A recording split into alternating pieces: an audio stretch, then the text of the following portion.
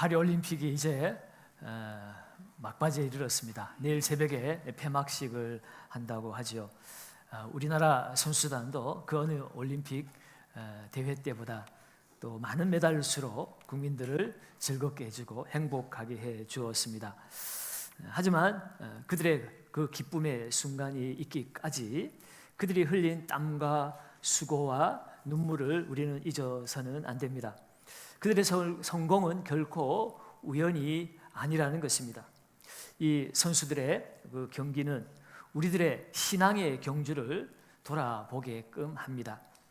우리는 모두 인생의 마지막 심판대 앞에서 우리 주님 앞에 칭찬을 받고 승리의 면류관을 받기를 소망하며 살아갑니다. 그러나 그 순간이 오기까지 우리도 이 운동선수들과 같이 수없이 땀을 흘리고 절제하며 훈련해야 한다는 것 또한 우리는 잊지 말아야 합니다. 오늘 본문 말씀 속에서 바울이 그 이야기를 우리에게 전해주고 있습니다. 오늘 본문 24절은 이렇게 기록하고 있죠. 같이 한번 봅니다. 운동장에서 다름질하는 자들이 다 달릴지라도 오직 상을 받는 사람은 한 사람인 줄을 너희가 알지 못하느냐. 너희도 상을 받도록 이와 같이 다름질하라. 아멘. 사도 바울이 살았던 그 당시에도 고대 올림픽 경기가 성행을 했던 시대였습니다. 사도 바울은 그 올림픽 경기를 비유로 오늘 우리의 이 신앙을 비유적으로 교훈하고 있는 것입니다. 모든 달리는 자가 다 상을 받는 것이 아님을 강조하면서 우리의 이 신앙의 경주도 중도에 포기하는 일이 없이 끝까지 완주하게 될 것을 권면하고 있는 것입니다. 여러분, 특별히 올림픽의 꽃이라고 하면 마라톤 경기입니다. 이 마라톤 경기는 1등, 2등, 3등이라고 하는 것이 크게 중요하지 않습니다. 물론 상을 받으면 더 좋겠지만요, 마라톤은 완주하는 것이 더 중요합니다. 우리 성도의 신앙의 경주도 마찬가지입니다. 서로 비교하면서 누가 1등 했냐, 누가 2등 했냐, 그것이 중요한 것이 아니라 하나님께서 주신 그 믿음의 분량대로 남들과 비교하지 말고 내게 주신 그 하나님의 은사와 믿음의 분량을 따라 최선을 다하느냐, 최선을 다하지 않느냐, 그것이 중요합니다. 상을 받는 것도 중요하지만 그 상을 받기 위해서 어떤 과정이 있었는가를 하나님은 더 중요하게 여기신다는 겁니다. 그래서 오늘 본문 25절에도 보면 이기기를 다투는 자마다 모든 일에 뭐 한다고 그랬습니까? 절제하나니 그들은 썩을 승리자의 관을 얻고자 하되 우리는 썩지 아니할 것을 얻고자 하노라. 경주에서 승리하기 위해서는 그 과정 속에 절제라고 하는 시간들이 필요하다는 거예요. 운동선수들은 최고의 기량을 발휘하기 위해서 철저하게 자기 자신을 관리하고 절제하고 살아갑니다. 올림픽에 나가기까지 그들은 4년 동안 선수촌에 들어가서 열심히 기량을 닦지요. 그 시간 동안 그들은 외출도 또 자유시간도 제한을 받게 됩니다. 잠도 내가 자고 싶은 대로 마음껏 자지 못합니다. 먹는 것도 절제해야 합니다. 그들의 그 젊음과 열정과 시간을 다 포기하고 오직 이 올림픽에 나아가서 좋은 성적을 거두기 위해서, 그들의 꿈은 금메달이겠지만요, 그것을 향해서 나아갑니다. 그런데 여러분, 사실 따지고 보면 이 메달도 오래 가지 않습니다. 벌써 뭐 뉴스에 보니까 그 도금이 벗겨져가지고 뭐 그런 뉴스도 나왔더라고요. 도금도 벗겨지고 고대 올림픽에는 월계관으로 머리에 그 승리의 관을 씌워 주었습니다. 그 월계수 가지로 엮어 놓으니 그것이 오래 가겠습니까? 시간이 지나면 또 그것도 썩을 것이에요. 그러니까 이 땅에서의 그 승리자의 영광은 잠시 잠깐입니다. 그런데 여러분, 오늘 이 운동선수들이 이 땅의 그 썩을 멸관을 위해서도 이토록 절제하며 자기를 관리하고 열심히 살아가는데, 하물며 하늘의 영광의 면류관을 사모하는 그리스도인들이 어떻게 이 땅을 살아가면서 절제하지 아니하고 훈련하지 아니하고 살아갈 수가 있겠느냐라고 오늘 우리에게 말하고 있는 것입니다. 사랑하는 여러분, 에릭 리들이라고 하는 사람을 아십니까? 이 에릭 리들은 지금으로부터 딱 100년 전에 1924년 제8회 파리 올림픽에 참가한 스코틀랜드 출신의 육상 선수였습니다. 지금은 33회 파리 올림픽이죠. 그러니까 이때는 아마 제 기억으로 13회인 것 같아요. 똑같은 파리 올림픽에 영국 대표 선수로 출전을 했습니다. 이 선수의 주 종목은 100m 단거리 선수였어요. 그는 좋은 기록을 가지고 있었고 누구나 다 이 사람이 100m에서 이번에 금메달을 딸 것이라고 그렇게 기대하고 있던 인물이었습니다. 그런데 안타깝게도 이 100m 예선이 주일날 열리게 되었습니다. 이 에릭 리들은 중국에서 선교사의 아들로 태어난 사람입니다. 그러다 보니까 그 신앙적 이유 때문에 내가 주일날 하나님께 예배드려야 되지 내가 이 경기에 출전할 수 없다라고 그는 그 100m 종목을 포기해 버렸습니다.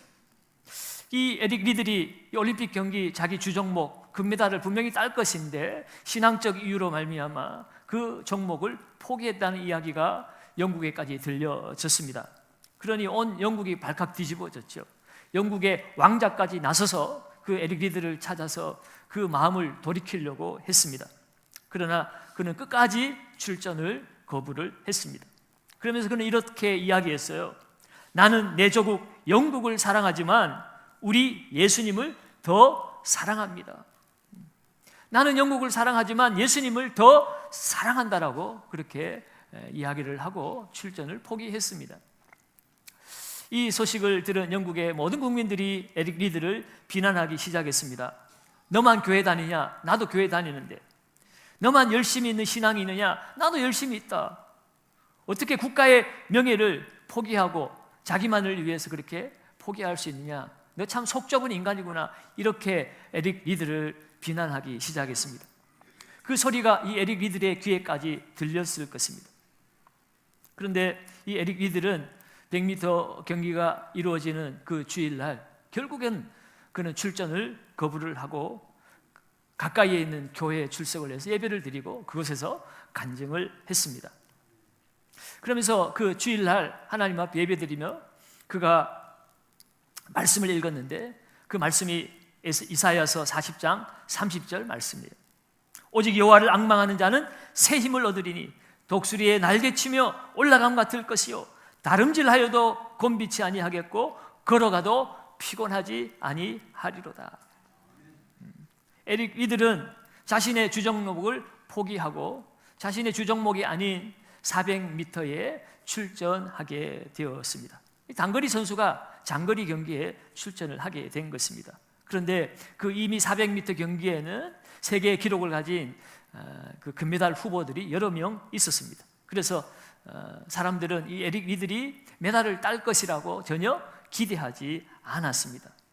그런데 정작 그 400m 경기가 열리는 날 총성이 울리자마자 에릭 리들은 뛰어나가기 시작했습니다. 그런데요, 이 에릭 리들이 달리기 시작하는데 무서운 속도로 트랙을 달리기 시작하는 것입니다.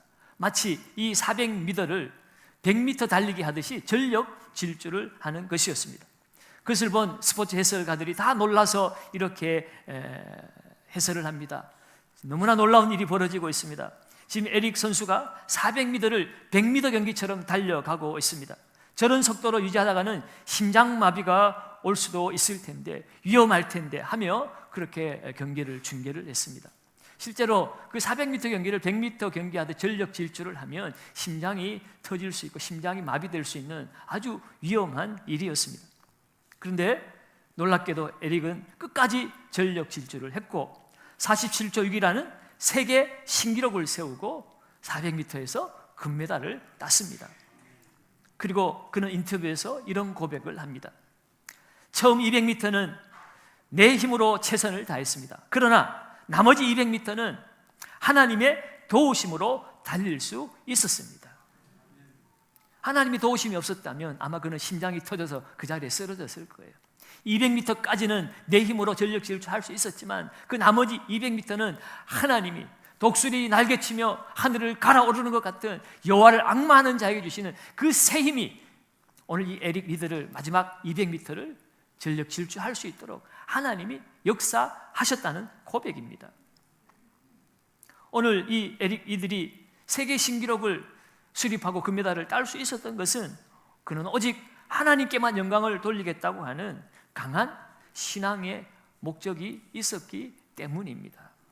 그 믿음의 목표가 분명했기 때문에 자신의 메달을 포기할 정도로 그는 절제했고 인내했고, 그 결과로 하나님은 더 큰 은혜를 베풀어 주셨다는 것, 더 큰 승리를 베풀어 주셨다는 것을 오늘 이들의 그 올림픽 경기를 통해서 우리는 함께 또 도전도 받고 은혜를 받게 됩니다. 사랑하는 여러분, 이 신앙의 경주를 해나가는 오늘 우리들에게도 우리의 인생의 목적이 분명해야 합니다. 목적이 분명해야만이 우리의 삶의 절제와 인내의 삶의 그 모든 수고를 우리가 능히 감당할 수가 있습니다. 사도 바울은 이어서 26절에서 이렇게 권면합니다. 26절도 봅니다. 그러므로 나는 다름질하기를 향방 없는 것 같이 아니하고 싸우기를 허공을 치는 것 같이 아니하며 라고 말하죠. 우리는 우리 인생의 여정은 분명한 목적이 있어야 된다는 거예요. 하나님의 영광을 위해서, 하나님이 이 세상에서 내게 맡겨주신 그 사명을 위해서 우리는 우리의 인생의 신앙의 경주를 함께 달려가야 한다는 거예요.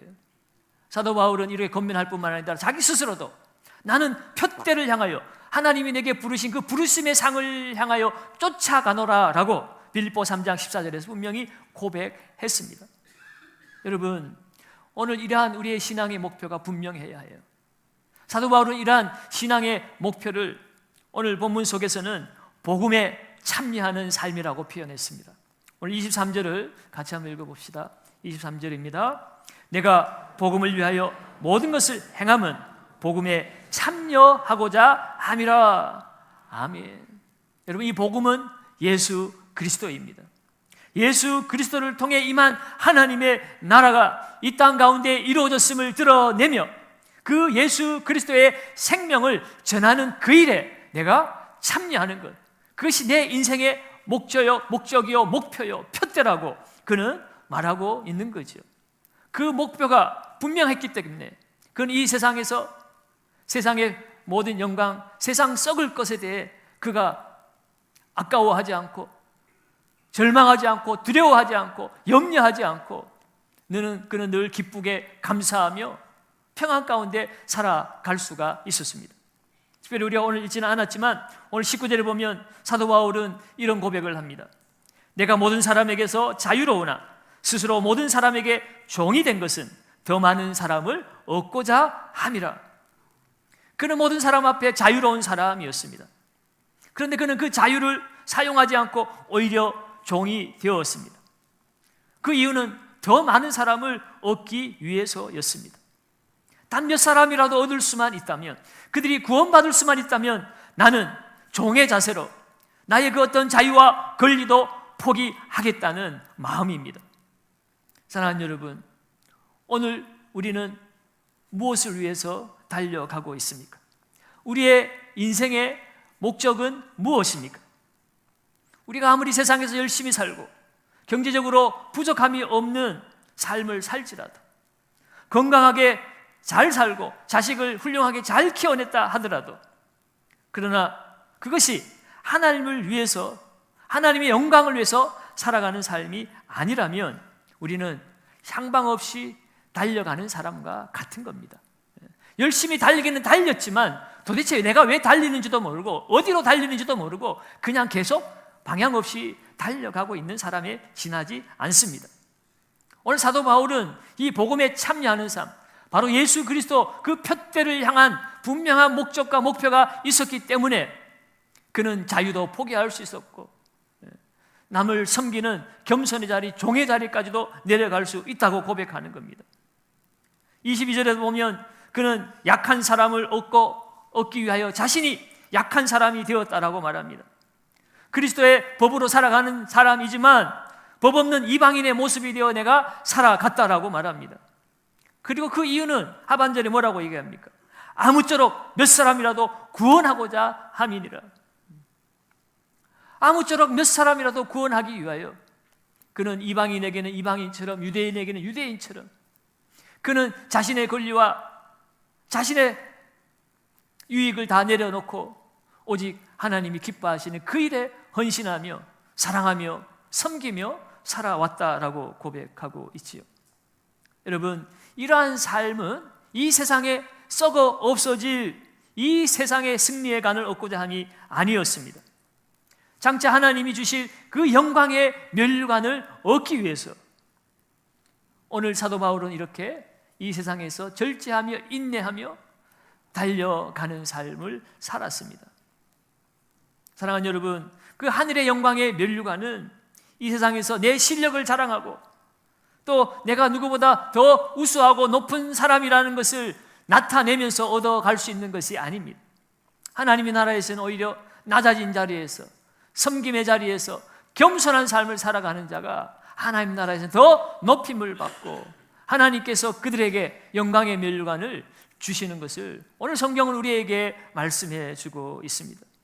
사랑하는 여러분, 그렇다면 오늘 우리는 영광의 면류관을 받을 준비가 되었습니까? 우리 중 누구도 하나님 나라가 언제 임할는지 잘 알지 못합니다. 하지만 확실한 것은 어제보다 오늘이 더 하나님 나라가 임하는 그 시간이 가까워졌다라는 사실입니다. 그리고 이 자리에 그 누구가 천국에 들어갈 사람들인지 우리는 다 알 수는 없습니다. 그러나 천국에 어울리는 사람이 누구인지는 우리가 알 수 있습니다. 다른 사람을 사랑하는 사람, 배려하는 사람, 격려하는 사람, 축복하는 사람, 섬기는 사람, 희생하는 사람, 겸손한 사람, 생명의 빛을 따라 살아가는 사람, 그러한 사람이 하나님 나라에 어울리는 사람인 것은 분명합니다. 여러분, 그런 삶을 사는 사람, 이 땅에서 인내하며 절제하며 하나님 말씀 따라 순종하며 살아낸 사람들, 그들이 인생의 마지막 결승점에 다다랐을 때에 어떤 고백을 하게 될까요? 사도 바울은 인생의 마지막 시간에 그는 이런 고백을 했습니다. 디모데후서 4장 7절에서 8절입니다. 같이 한번 우리 읽어보도록 하겠습니다. 나는 선한 싸움을 싸우고 나의 달려갈 길을 마치고 믿음을 지켰으니 이제후로는 나를 위하여 의의 면류관이 예비되었으므로 주 곧 의로우신 재판장이 그날에 내게 주실 것이며 내게만 아니라 주의 나타나심을 사모하는 모든 자에게도니라. 아멘. 그는 인생의 마지막 그 순간에 나는 선한 싸움을 싸우고 나의 달려갈 길을 마치고 믿음을 지켰으니 이제후로는 의의 면류관이 나를 위하여 예비되었다라고 말하고 있습니다. 사도 바울이 이 고백에는 전혀 후회함이 없습니다. 왜냐하면 그는 복음을 위하여 표대를 향하여 전력 질주하며 지금까지 살아왔기 때문입니다. 완주하기 위하여 최선을 다하는 삶을 살았기 때문입니다. 여러분, 믿음의 경주에서는 완주하는 자가 상 받게 되어 있습니다. 그러면 여러분, 오늘 사도 바울은 자신의 업적이 얼마나 뛰어난지를 자랑하지 않습니다. 내가 얼마나 많은 교회를 세웠고 내 밑에 제자가 얼마나 많으며 그 중에 이름난 제자는 누구누구며 그렇게 자기 공치사를 자랑하지 않습니다. 그저 나의 달려갈 길을 달려가고 믿음을 지켰다라고 고백합니다. 여러분, 난 사람 믿음 지키고 그 믿음의 길을 걸어가고 그 믿음의 길을 완수해 나가는 것, 그것이 가장 최고의 상급입니다. 여러분, 우리가 얼마나 더 하나님 앞에 우리를 자랑할 수 있겠어요? 자기 자신 믿음으로 지켜내는 것만 해도 그것이 훌륭한 일입니다. 여러분, 선한 싸움을 싸우고 끝까지 믿음을 지킨 자에게는 하나님께서 생명의 면류관, 의의 면류관, 영광의 면류관을 씌워주실 것입니다. 그날의 그 영광의 면류관을 받을 때를 생각해 보십시오. 얼마나 영광스럽고 얼마나 감격스럽습니까? 여러분, 올림픽 경기에 금메달을 따고 눈물을 흘리는 그 선수들을 봐도 얼마나 영광스러운가 우리는 공감하면서 마치 내가 그 금메달을 따는 것처럼 우리가 함께 눈물을 흘릴 때도 있지 않습니까? 이 세상에 금메달 하나 받는 것도 그렇게 영광스러운데 우리가 하나님 앞에 서서 그 하나님이 씌워주시는 그 영광의 면류관을 받았을 때에 여러분 얼마나 감격스럽겠어요. 여러분, 앞서 말씀드린 그 에릭 리들은 올림픽 경기가 마치고 모든 부와 명예를 다 내려놓고 그의 나이 23살의 나이에 선교사로 중국으로 들어갔습니다. 그곳에서 20년간 선교사로 활동하며 어려운 이웃들과 함께 지내다가 2차 세계대전 말에 일본군 수용소에서 순교를 하셨습니다. 여러분, 이 에릭 리들도 지금 하나님 앞에서 썩을 면류관이 아니라, 썩을 금메달이 아니라 하나님의 그 의의 면류관, 영광의 면류관을 받아 쓰시고 오늘 영생을 누리고 계신 줄로 믿습니다. 사랑하는 여러분, 오늘 사도 바울이 완주했던 이 믿음의 경주, 에릭 리들이 완주했던 이 믿음의 경주를 오늘 하나님께서는 우리들에게도 완주해 내기를 기대하시고 응원하시고 격려하고 계신 줄 믿습니다. 물론 이 땅에 인생의 마라톤, 인생의 경주, 그 믿음의 여정에 수많은 장애물들이 있을 것입니다. 사람의 장애, 물질의 장애, 건강의 장애. 그러나 여러분, 오늘 그 모든 장애물이 있어도 우리가 그것을 극복할 수 있는 길은 오늘 우리에게는 믿음의 동역자들이 있다는 것입니다. 믿음의 허다한 증인들이 우리에 앞서서 이 믿음의 경주를 다 달려갔기 때문에 오늘 우리도 그 믿음의 선배를 따라 이 믿음의 경주를 완주해 낼 수가 있습니다. 무엇보다도 나를 위하여 십자가에 죽으시고 부활하신 그 예수님이 지금도 살아계셔서 내가 세상 끝날까지 너희와 항상 함께 있겠다고 약속하신 대로 오늘 이 우리의 믿음의 경주에 주님이 함께 달리고 계시기 때문에 오늘 우리는 그 주님과 함께 우리의 이 믿음의 여정을 끝까지 완주해 낼 수가 있습니다. 그러면 여러분, 우리의 이 달리기는 혼자 달려가는 외로운 독주가 아닙니다. 사랑하는 믿음의 동역자들이 함께 달리고 있고 우리 주님이 함께 달리고 있습니다. 그래서 우리는 인내할 수 있습니다. 그래서 우리는 절제할 수 있습니다. 마침내 이 믿음의 여정을 끝내고 하나님 나라의 그 영광의 면류관을 받아 쓰게 될 것입니다. 나폴레옹 힐이라고 하는 사람은 승리는 포기하지 않는 사람에게 주어진다라고 말했습니다. 여러분, 승리는 포기하지 않는 사람에게 주어지는 거예요. 잠시 잠깐 돈 좀 많이 벌었다고, 잠시 잠깐 무슨 세상의 권력을 차지했다고 그 사람이 승리하는 사람처럼 보이고 나는 돈도 없고 권력도 없고 배운 것도 없고 만물의 찢기처럼 이 세상을 살아가는데 내가 승리자야? 나는 패배자이잖아 라고 우리는 스스로 생각하며 살 수도 있습니다. 그러나 주님이 바라보시는 것은 우리가 얼마나 소유했느냐, 얼마나 높이 올라가 봤느냐가 아니에요. 주님은 우리를 위해서 가장 낮은 곳까지 내려오신 분입니다. 여러분, 오늘 우리가 그 주님을 의지하고 주님의 그 말씀 따라 우리가 살아갈 때에 포기하지 않으면 마침내 의의 면류관, 생명의 면류관이 우리에게 주어지게 될 것입니다. 그러면 여러분, 우리의 삶의 현장은 하나님 나라를 미리 보여주는 모델 하우스임을 잊지 마시기 바랍니다. 그러므로 우리는 이 세상을 사는 동안 우리는 인내와 절제로 사람들을 섬기고 사람들을 살리고 사람들을 고치고 사람들을 세워가는 하나님 나라의 그 복음에 참여하는 삶을 살아야 합니다. 사도 바울은 모든 지식과 또 모든 능력을 다 가진 자이지만 어찌하든지 아무쪼록 그 한 영혼을 얻기 위해서 그는 자유도 포기하고 이방인처럼 종의 그 모습처럼 그는 기꺼이 살아냈습니다. 그것이 믿음의 경주인 겁니다. 여러분, 우리의 경주는 남들보다 높이 올라서는 것이 아닙니다. 남들보다 앞서는 것이 아닙니다. 남들보다 많이 가지고 간 것이 아닙니다. 여러분, 우리의 믿음의 경주의 마지막 골대, 결승점, 그 표대는 오직 예수 그리스도입니다. 오직 복음입니다.